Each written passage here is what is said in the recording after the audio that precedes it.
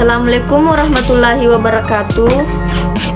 Pertama-tama marilah kita panjatkan puji dan syukur kepada Allah Subhanahu wa Ta'ala karena telah memberikan rahmat, kesehatan dan kesempatan sehingga kami dapat menyelesaikan tugas akuntansi piutang.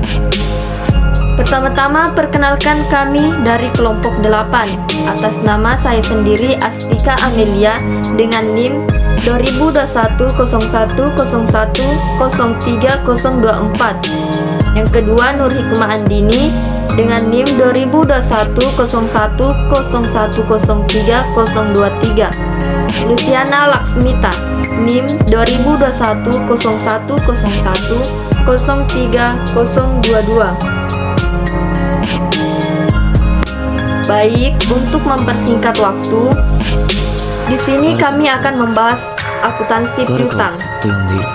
Langsung saja, dalam penjualan barang atau jasa merupakan sumber pendapatan perusahaan dalam melaksanakan penjualan kepada para konsumen.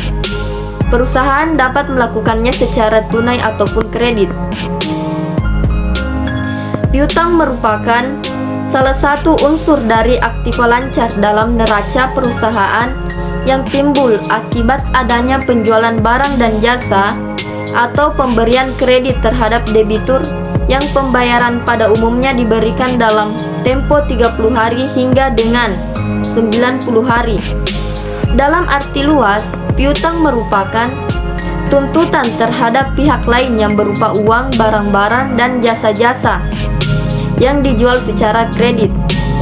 Piutang bagi kegunaan akuntansi lebih sempit pengertiannya, yaitu untuk menunjukkan tuntutan-tuntutan pada pihak luar perusahaan yang diharapkan akan diselesaikan dengan penerimaan jumlah uang tunai.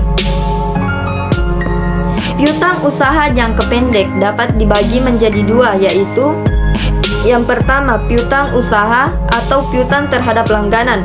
Dalam perkiraan piutang usaha dicatat sebagai tagihan yang timbul dari penjualan barang atau jasa yang merupakan usaha perusahaan yang normal atau kurang dari 1 tahun. Yang kedua, piutang yang akan diterima merupakan kontrak prestasi yang sebenarnya sudah menjadi hak perusahaan, akan tetapi belum atau tidak saatnya untuk diterima. Adapun hal-hal yang termasuk dalam piutang yang akan diterima antara lain bunga yang masih harus diterima, piutang sewa yang masih harus diterima, dan pendapatan piutang merupakan pendapatan yang akan diterima sebagai hasil investasi dalam perusahaan. Penggolongan piutang dan umur piutang dapat digolongkan menjadi beberapa jenis, yaitu piutang lancar, piutang tidak lancar, dan piutang yang dihapuskan. Selanjutnya yaitu jenis-jenis piutang. Pertama, piutang usaha. Piutang usaha timbul dari penjualan secara kredit agar dapat menjual lebih banyak produk atau jasa kepada pelanggan. Transaksi paling umum yang menciptakan piutang usaha adalah penjualan barang dan jasa secara kredit.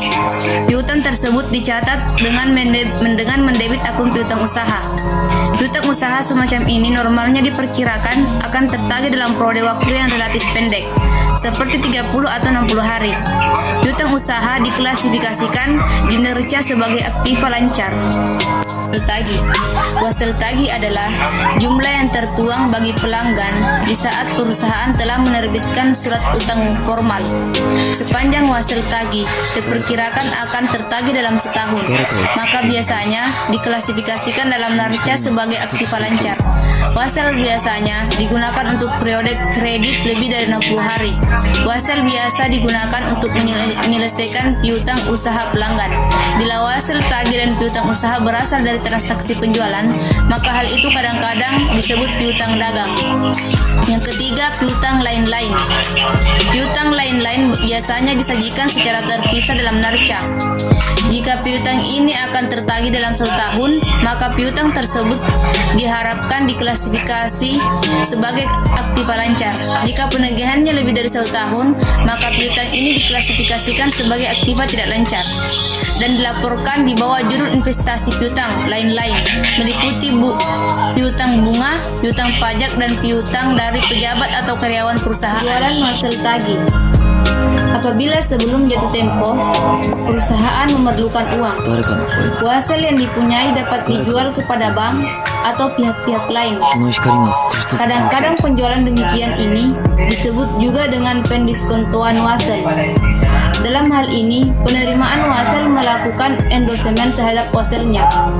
Bank akan menerima imbalan yang disebut diskonto. Diskonto adalah bunga yang diperhitungkan di muka. Diskonto dihitung berdasarkan nilai pada saat jatuh tempo, dan jangka waktunya adalah antara saat wasel diserahkan sampai dengan tanggal jatuh tempo. Selanjutnya yaitu pengendalian internal piutang. Piutang memerlukan pengendalian internal yang sama seperti aktiva perusahaan lainnya. Seluruh fungsi akuntansi harus dibuat sehingga pekerjaan salah seorang karyawan dapat digunakan sebagai verifikasi terhadap pekerjaan karyawan lainnya. Perusahaan yang memiliki suatu jumlah besar wasel mungkin menemukan kegunaan dari suatu pendaftaran wasel tagih sangat membantu. Dia menyediakan informasi rinci atas setiap wasel dan membantu dalam menagih wasel secara tepat waktu. Pengendalian piutang yang tepat juga termasuk memperoleh persetujuan penjualan kredit, pengembalian penjualan dan penyisihan, serta pendiskonan penjualan. Sebelum pemberian piutang dilakukan, perlu diperhatikan hal-hal sebagai berikut, yaitu yang pertama, kebijakan kredit. Kebijakan ini meliputi penetapan batas kredit, jaminan yang diperlukan, cara pembayaran, penempatan diskon, dan lain-lain. Penetapan kebijakan ini dilakukan untuk mengurangi kemungkinan resiko yang terjadi atas kredit. Kedua, penyelidikan kredit. Sebelum kredit disetujui, penyelidikan kredit perlu dilakukan untuk memperoleh gambaran mengenai debitur. Formula yang bisa dipakai masalah ini meliputi informasi dari pihak lain, masalah bank, dan lembaga-lembaga lainnya yang merupakan relasi debitur. Dalam hal ini diperlukan pengendalian internal karena piutang sebagai salah satu bentuk investasi haruslah kontrol dengan baik. Pengendalian internal dimasukkan untuk meminimalkan adanya kecurangan yang terjadi. Adapun kecurangan tersebut adalah lapping, windows dressing, penggelapan piutang.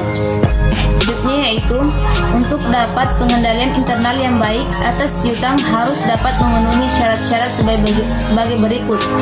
Pertama, fungsi yang dilakukan oleh pegawai yang mengenai transaksi penjualan harus dipisahkan dari fungsi pembukuan.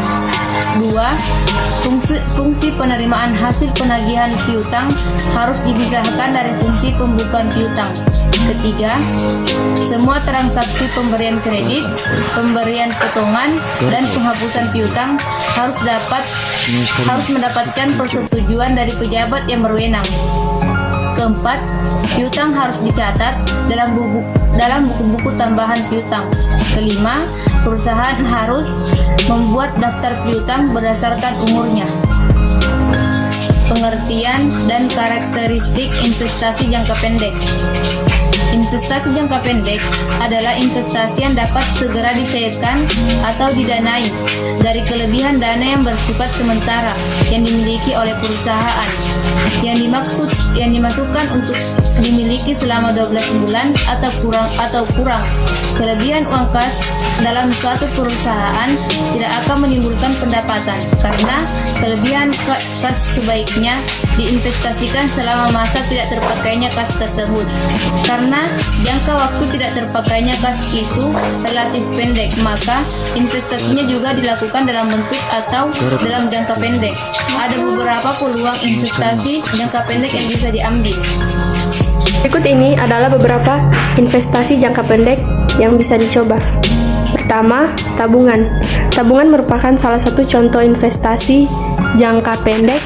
Saat menabung di bank, uang yang dimasukkan bisa dicairkan kapan saja. Dengan kata lain, saat membutuhkan uang dapat ditarik kapanpun dan dimanapun melalui ATM. Bagi yang menggunakannya, itulah kelebihan dari tabungan. Kekurangan dari tabungan adalah tingkat suku bunga yang sangat rendah sehingga tidak bisa mengharapkan lebih dari tabungan. Kedua, deposito. Perbedaan deposito dan tabungan adalah pada jangka waktu yang ditetapkan. Kalau di tabungan bisa mengambil dana kapan saja, beda halnya dengan deposito.